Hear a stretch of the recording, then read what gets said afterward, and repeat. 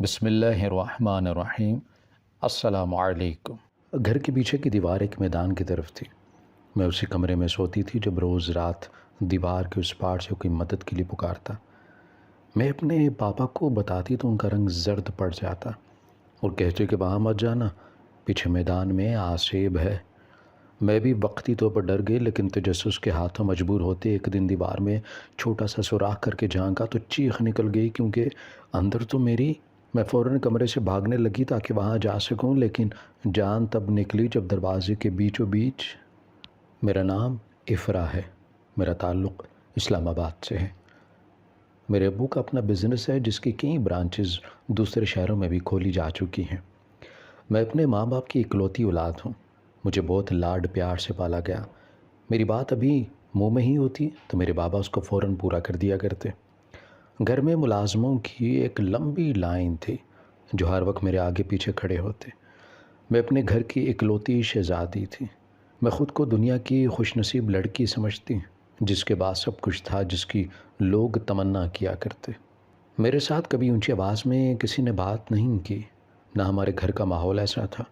خود میری ماں بھی نرم مزاج کی تھی، وہ ہمیشہ سادہ ہی رہتی اور نہ ہی گھر سے باہر جایا کرتی، بس نوکروں کے سر پر کھڑی گھر کو سجانے میں لگی رہتی۔ مجھے پھول بہت پسند تھے اور یہ واحد چیز تھی جو مجھے اور میری ماں کو بہت پسند تھی۔ لان میں دنیا جہاں کے پھول پودے موجود تھے، گھاس تراشی ہوئی وسیع فرش مختلف جگہوں سے منگوائے گی، مہنگی بیلیں جن کو دیوار کے ساتھ لٹکایا گیا تھا جو کسی کو بھی اپنے سحر میں جکڑ لیتے، گھر میں داخل ہونے والے کو جنت کا گمان دیتے۔ میں کبھی کسی پھول کو خراب ہونے نہیں دیا کرتی تھی۔ کسی کو اگر ذرا کچھ ہو جاتا تو میں رونے لگتی اور میرے بابا وہ نیا پودا دنیا کے کسی بھی کونے میں ہوتا مجھے منگوا کر دیتے۔ کبھی دل کرتا کہ کاش میرا ایک بھائی یا بہن ہوتی۔ میرے ننیال میں صرف میرے ایک ماموں تھے جن کا ایک ایکسیڈنٹ میں ٹانگیں ضائع ہو چکی تھی۔ ان کی کوئی اولاد نہیں تھی۔ امی ان کی بہت مالی مدد کرتی۔ وہ ہمیشہ چپ ہی رہتے، کسی سے زیادہ گھلتے ملتے نہیں تھے۔ ممانی تھوڑی لالچی تھی، ماما سے خود پیسے مانگ لیتی، ماموں ان کو گھور کر رہ جاتے۔ ماں بہت سمجھاتی، بہت کہتی آپ لوگ میرے ساتھ رہیں، پر ماموں نہیں مانتے۔ وہ کہتے کہ کسی مظلوم کی بدوا اس کی سسکیاں مجھے سونے نہیں دیتی۔ ماں خاموش ہو جاتی، میرے سامنے زیادہ بات نہیں کرتے تھے، پتہ نہیں کس کا ذکر کرتے۔ ہمیں کالج سے چھٹیاں ہوئیں تو ہم لوگوں نے گھومنے کا پلان بنایا۔ میری دوستوں کو ہمارے گاؤں والی حویلی دیکھنے کا بہت شوق تھا۔ ہماری ایک نواحی گاؤں میں بہت بڑی حویلی تھی جہاں تایا اور چچا رہا کرتے تھے۔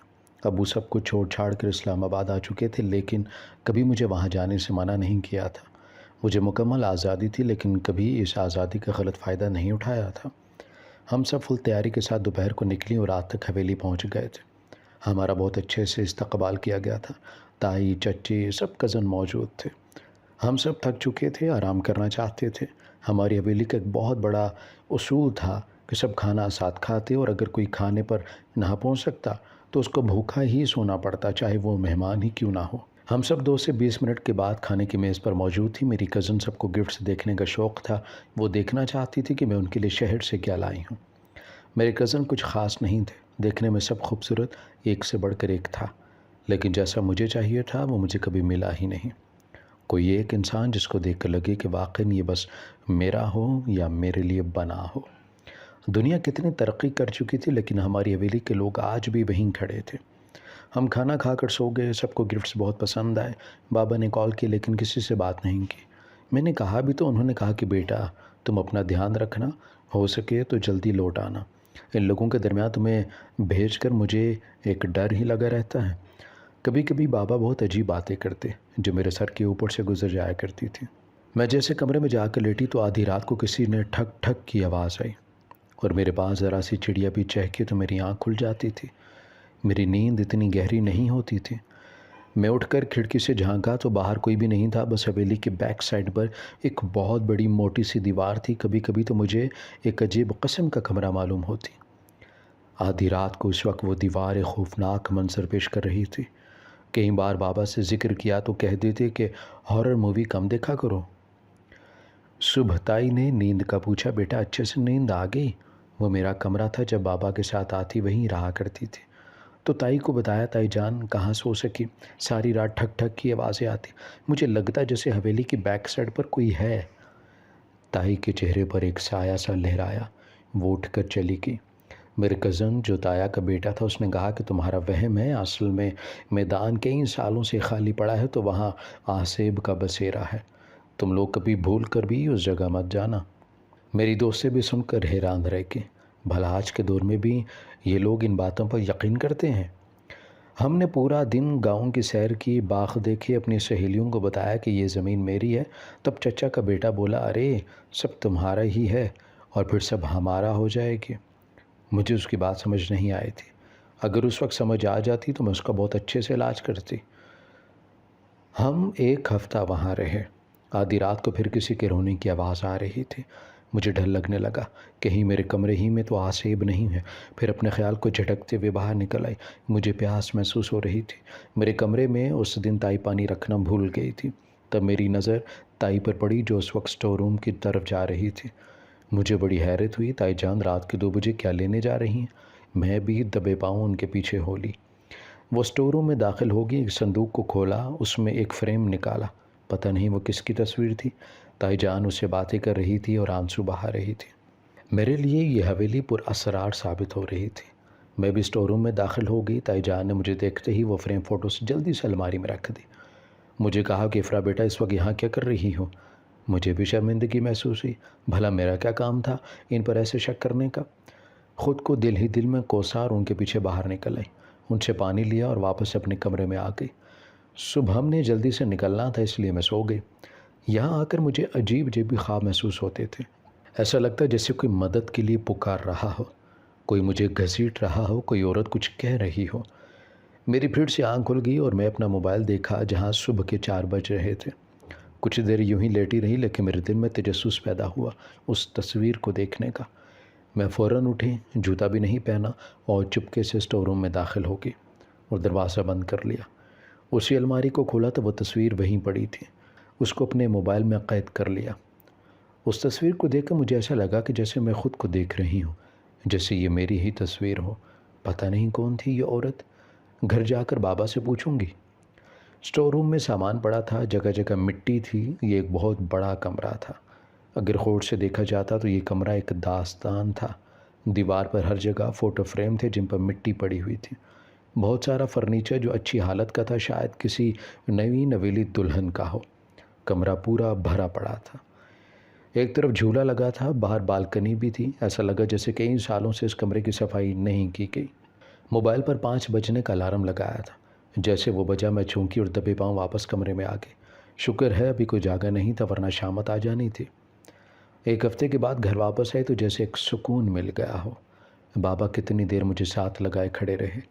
میرے بابا ایک آئیڈیل باپ تھے جن کے پاس وقت نہیں ہوتا تھا پر میرے لیے سب کام چھوڑ دیا کرتے۔ میں کہہ دوں تو بابا آفس نہیں جانا تو بابا اپنی اہم میٹنگز بھی کینسل کر دیا کرتے۔ مجھے کبھی گھر سے زیادہ دن کے لیے جانے نہیں دیتے تھے۔ حویلی تھی تو صبح شام فون کالز، کبھی ماں کی کبھی بابا کی، سب میری قسمت پر رشک کیا کرتے تھے۔ کالج سے چھٹیاں ختم ہونے والی تھی اور میں گھر بور ہونے لگی۔ پھر سے باہر گھومنے کا پلان بنایا، لیکن بابا نے روک دیا کہ ابھی 4 دن ہی ہوئے حویلی سے آئے، اب پھر گھر سے باہر جانے کی باتیں کر رہی ہو۔ حویلی کے نام سے جلدی سے بابا کو اپنا فون دکھایا اور پوچھا، بابا کیا آپ جانتے ہیں کہ یہ لڑکی کون ہے؟ تصویر کو دیکھتے ہی بابا کی رنگت پیلی ہوگی، ایک سایہ سا لہرایا تھا ان کے چہرے پر۔ وہ تصویر کو دیکھے جا رہے تھے۔ میں نے بابا کو پکارا تو وہ چونک گئے، ان کی آنکھوں میں ایک نمی سی آ چکی تھی۔ کہنے لگے کہ نہیں میں نہیں جانتا، تم نے یہ تصویر کہاں سے لی؟ تو میں نے ان کو اپنا کارنامہ بتایا۔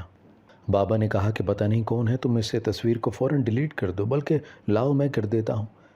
اس دن پہلی بار بابا نے غصہ کیا جب یہ کہا کہ ماما آپ بھی دیکھیں نا اس لڑکی کو، آپ کو نہیں لگتا کہ اس کی شکل میرے ساتھ ملتی ہے؟ بابا ایک دم سے ہائپر ہوئے تھے، کہنے لگے کہ بس بہت ہو گیا، فضول چیزوں پر اپنے باپ سے بحث مت کیا کرو، جا کر اپنی پڑھائی کرو، کچھ ماہ بعد یونیورسٹی پہنچ جاؤ گی، پر تمہارا بچپنا ختم ہونے کا نام نہیں لے رہا۔ میری آنکھوں میں آنسو تھے۔ میں وہاں سے بھاگ کر اپنے کمرے میں آ گئی۔ مجھے واقعاً جاننا تھا کہ لڑکی کون تھی جس کو لے کر سب ایسا بیہیو کر رہے تھے۔ ساری رات میری سوچوں میں گزری، صبح ہوئی تو ناشتہ کرنے بھی نہیں گئی۔ بابا آئے، مجھے منایا اور کہا کہ سوری بیٹا، تم تو جانتی ہو مجھے کاروبار کی بہت ٹینشن ہے، میں تو کہتا ہوں تم نے بہت پڑھ لیا، اب اپنے باپ کا ہاتھ بٹاؤ۔ میرا موڈ ٹھیک ہو چکا تھا اور اسی ناراضگی کا فائدہ اٹھا کر بابا سے اجازت لی اور اپنی دوستوں کے ساتھ گھومنے کا پلان بنایا، پر بابا سے وعدہ کیا تھا کہ اسلام آباد سے باہر نہیں جاتے۔ میں بہت خوش تھی، مجھے دنیا گھومنے کا بہت شوق تھا، پر بابا ملک سے باہر مجھے اپنے ساتھ لے کر جاتے۔ مجھے بابا نے نیو کار گفٹ کی تھی۔ اس کی ٹریٹ دینے سے اسلام آباد کے پاس ایک ہوٹل تھا، وہاں پہنچ گئی۔ سب پہلے ہی سے وہاں موجود تھے، ہم نے لنچ کیا اور لانگ ڈرائیو پر نکل گئے، لیکن اچانک موڑ مڑتے میرا ایکسیڈنٹ ہوتے ہوتے بچا۔ لیکن سامنے والے کی گاڑی کا کافی نقصان ہوا تھا اور میری نیو کار میری آنکھوں میں آنسو آ گئے، لیکن غصہ آسمانوں کو چھونے لگا۔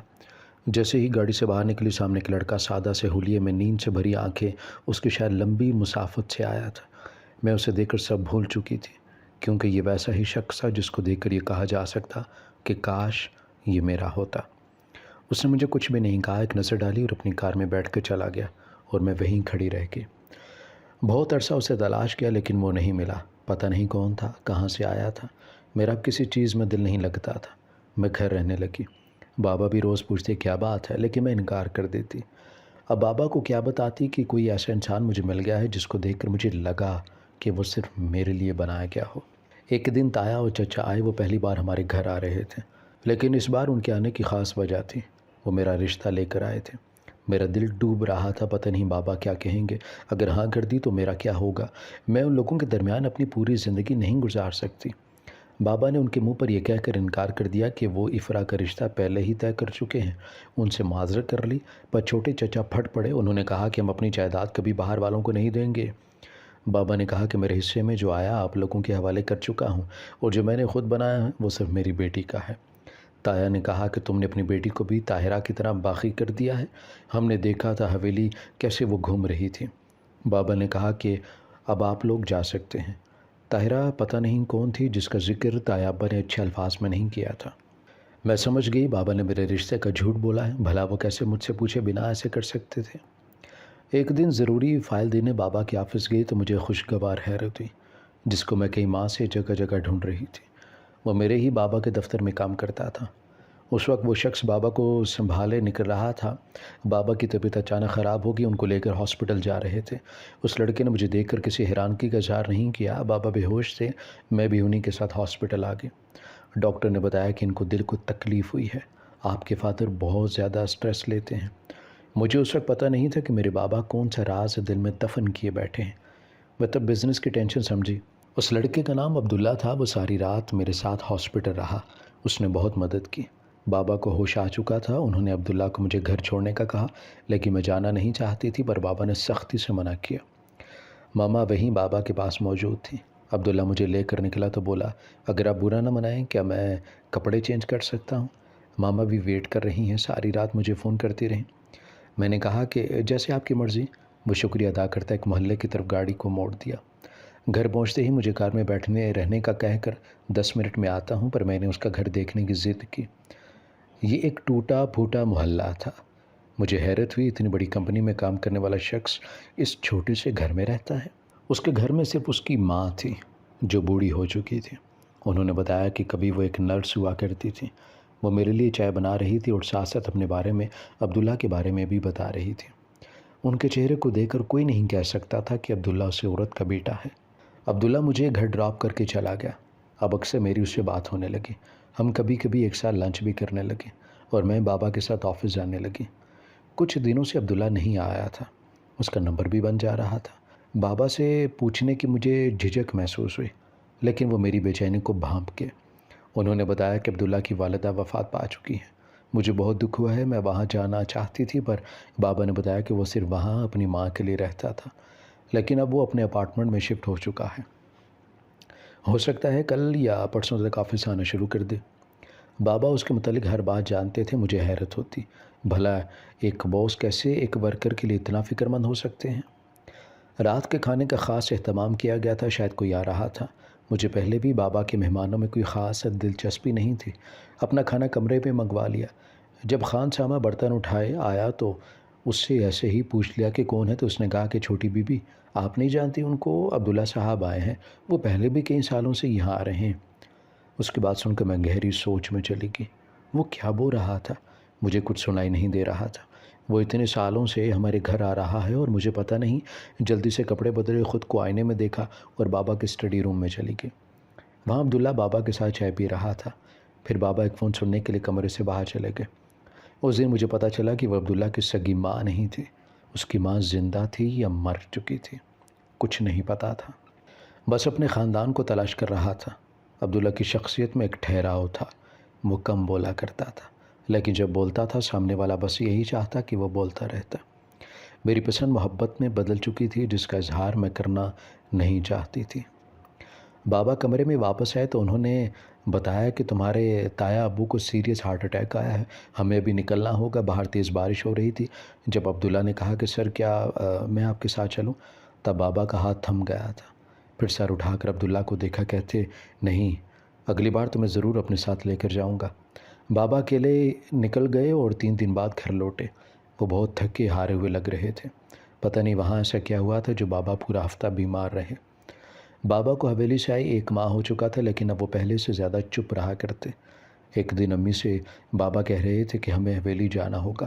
میرا ضمیر، میری انسانیت کسی بے گناہ کو ایسے نہیں دیکھ سکتی، میں یہ سب برداشت نہیں کر پا رہا۔ وہ زندہ تھی، وہ اتنے سالوں سے زندہ تھی، ان کا ظلم سہ رہی تھی اور میں انجان رہا۔ لیکن مجھے دیکھتے ہی بابا نے بات بدل دی اور اپنے آنسو صاف کر لیے اور مجھے کہا کہ افرا، میرے بچے تیاری کرو، ہم 1-2 دن میں حویلی جا رہے ہیں، اور عبداللہ سے کہہ دینا وہ صبح جلدی آ جائے، اسے بھی ساتھ لے کر جانا ہے۔ عبداللہ کا نام سن کر میں سب کچھ بھول جاتی تھی۔ اگلے دن ہم حویلی پہنچ چکے تھے، لیکن اس دن عجیب بات ہوئی، کسی نے بھی ہم سے بات نہیں کی۔ تائی جان نے عبداللہ کو ہمارے ساتھ دیکھا تو بولے، یہ لڑکا کون ہے بھائی صاحب؟ بابا نے جواب نہیں دیا اور چپ چاپ عبداللہ کو لے کر اپنے کمرے میں چلے گئے۔ ہمیں حویلی آئے 2 دن ہو چکے تھے۔ جب روز رات کو کوئی مدد کے لیے پکارتا، میں نے کئی بار بابا سے کہا، مگر ان کا رنگ زرد پڑ جاتا۔ وہ کہتے تم کبھی وہاں مت جانا، میں دیکھ لوں گا۔ لیکن پتہ نہیں وہاں ایسا کیا تھا، مجھے تجسس ہونے لگا۔ اب پکا ارادہ کر لیا تھا کہ جان کر ہی رہوں گی، ایسا ہے کیا۔ میری کزن صاحب عبداللہ کے آگے پیچھے پھر رہی تھی، میرے تایا اور چچا کم ہی نظر آتے۔ حویلی کے چاروں طرف پہرے لگے ہوئے تھے۔ مجھے سمجھ نہیں آ رہا تھا کہ یہ سب کیا ہو رہا ہے۔ عبداللہ سے فون پر بات کی تو وہ بھی پریشان تھا۔ بابا نے اسے سختی سے منع کیا تھا۔ میں عبداللہ کو بتانا چاہتی تھی یا تو میرے کمرے میں کچھ ہے یا کمرے کے باہر کچھ ہے۔ میری کزن کی شادی تھی جس کی تیاری میں سب مصروف تھے، کیونکہ بارات پہنچنے والی تھی اور میرے پاس یہی موقع تھا حقیقت جاننے کا۔ میں تجسس کے ہاتھوں مجبور ہو کر دیوار میں سوراخ کر کے جھانکا تو چیخ نکل گئی، کیونکہ اندر تو وہی عورت تھی جس کو تصویر میں نے دیکھا تھا۔ اس کو زنجیروں میں جھڑکا ہوا تھا۔ میں فوراً کمرے سے بھاگنے لگی، وہاں جا سکوں، لیکن جان تب نکلی جب دروازے کے بیچوں بیچ دیوار تھی۔ مجھے کچھ سمجھ نہیں آ رہا تھا۔ میرے دل کی دھڑکن تیز تیز ہوتی جا رہی تھی اور تبھی عبداللہ سے ٹکرا گئی۔ اس نے کہا کہ کیا ہوا افرا، اتنی بوکھلائی ہوئی کیوں ہو؟ تو میں نے اس کو ساری بات بتا دی۔ اس کے چہرے کا رنگ اٹھ چکا تھا۔ وہ بھی اسے دیوار کی جانب بھاگا، وہاں کوئی رستہ نہیں تھا، بس ایک چھوٹی سی کھڑکی میدان کی بیک سائڈ پہ نظر آئی، شاید وہ کھانا دینے کے لیے بنائی گئی ہو۔ ہمیں ایسا بھاگتا دیکھ کر حویلی والوں کی اوسان خطا ہو گئے تھے۔ بابا اور عبداللہ نے گارڈز کو بلوا کر دیوار توڑنے کا کہا۔ چچا اور تایا بابا کو کھینچ رہے تھے۔ بابا کہہ رہے تھے کہ بہت ہو گیا، اب اور نہیں بھائی صاحب۔ دیوار توڑی جا رہی تھی۔ پھر ایک عورت نظر آنے لگی، گندے کپڑے، بدبودار بال، ایسے جیسے کئی سالوں سے ان کو دھویا نہ ہو۔ وہ لڑکھڑا رہی تھی اور سب سکتے کی کیفیت میں کھڑے تھے۔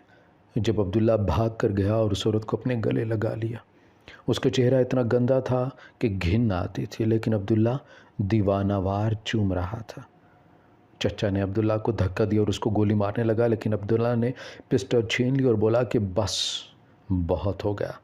اگر میری ماں کی طرف کسی نے آنکھ اٹھا کر بھی دیکھا۔ عبداللہ کی بات سن کر سب پتھر کے ہو چکے تھے۔ بابا اور عبداللہ اس عورت کو لے کر ہاسپٹل پہنچ چکے تھے۔ وہ بے ہوش ہو چکی تھی، ان کو 4 دن بعد ہوش آیا تھا۔ وہ بہت کمزور تھی، ان کا علاج چل رہا تھا۔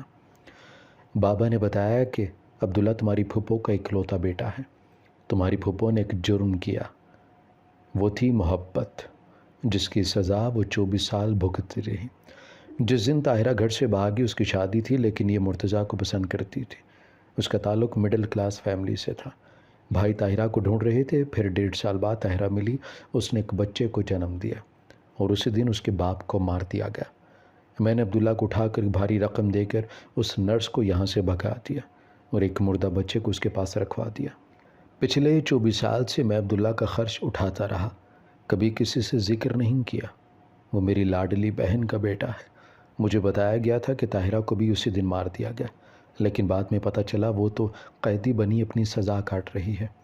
میں کچھ نہیں کر پا رہا تھا، مجھ میں ہمت نہیں تھی کہ عبداللہ کو سب بتا سکتا، اسی لیے اسے اپنے ساتھ لے گیا۔ مجھے اتنا پتہ تھا کہ میری بہن قید ہے، کہاں قید ہے میں جان نہیں سکا اگر تم اس دن نہ دیکھتی۔ ہمارا ان حویلی والوں سے اب کوئی واسطہ نہیں ہے، بس طاہرہ ٹھیک ہو جائے تو ہم سب مل کر رہیں گے۔ میں اب اپنی بہن کو خود سے دور نہیں کر سکتا۔ بابا نے پھپھو کے سر پر ہاتھ رکھا تھا۔ عبداللہ اپنی ماں کو تھامے بیٹھا تھا، پھپھو کبھی عبداللہ کا ہاتھ چومتی کبھی ماں تھا۔ بابا سے کہہ رہی تھی کہ بھیا اگر آپ میرے بیٹے کو اپنے پاس نہ رکھتے تو نہ جانے میرے بیٹے کا کیا ہوتا۔ بابا نے کہا کہ طاہرہ یہ میرا بھی بیٹا ہے، بس تم جلدی سے ٹھیک ہو جاؤ تاکہ عبداللہ اور افرا کی شادی پر اپنی پسند کی ساڑی پہن سکو۔ وہ مسکرا اٹھی اور مجھے اپنے پاس بلا کر میرا ماتھا چوما۔ عبداللہ مجھے دیکھ کر مسکرا رہا تھا اور میں دل میں ہمیشہ سب کے مسکرانے کی دعا مانگ رہی تھی۔ ہماری ویڈیو اگر آپ کو پسند آئی ہے تو ضرور لائک کیجیے، اپنی رائے دینا چاہیں تو کمنٹس کیجیے، اچھی لگے تو شیئر کیجیے۔ اس کے ساتھ ساتھ اگر آپ نے ہمارا چینل سبسکرائب نہیں کیا تو ضرور کیجیے اور بیل آئیکن پر لازمی کلک کیجیے تاکہ ہماری ہر آنے والی ویڈیو آپ تک بر وقت پہنچ سکے۔